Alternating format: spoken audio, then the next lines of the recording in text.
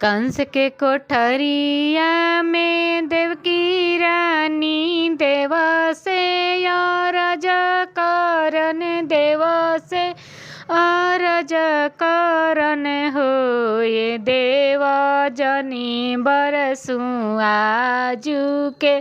रतिया त कान्हा जी जन्म ले हो लालना जनी बरसु आजू के दिनवा त कान्हा जी जन्म ले हो। कंस के कोठरिया में देवकी रानी देव से अरज करन देव से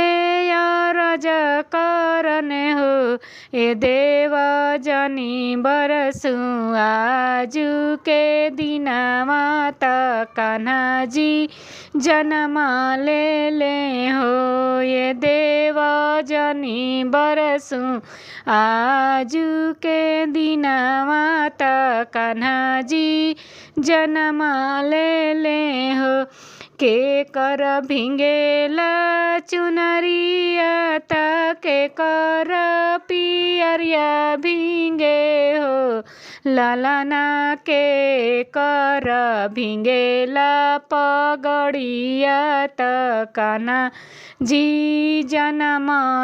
ले हो लालना के कर भिंगेला पगड़िया त कान्हा जी जन्म ले हो। देवकी के भिंगेला चुनरिया यशोदा जी के पियरिया भिंगे हो लालना वासुदेव के भिंगेला पगड़िया त कान्हा जी जन्म ले हो लालना वासुदेव के भिंगेला पगड़िया त कान्हा जी जन्म ले हो। के कर भिंगेला चुनरिया त के कर पियरिया भिंगे हो लालना के कर भिंगेला पगड़िया त कान्हा जी जन्म ले हो लालना के कर भिंगेला पगड़िया त कान्हा जी जन्म ले हो। देवकी के भिंगेला चुनरिया यशोदा जी के पियरिया भिंगे हो लालना वासुदेव के भिंगेला पगड़िया त कान्हा जी जन्म ले हो लालना वासुदेव के भिंगेला पगड़िया त कान्हा जी जन्म ले हो। के लुटावे अन धन सोनावा त के कंगनावा त के कंगनावा हो लालना के करेला जय जयकार त कान्हा जी जन्म ले हो लालना के करेला जय जयकार त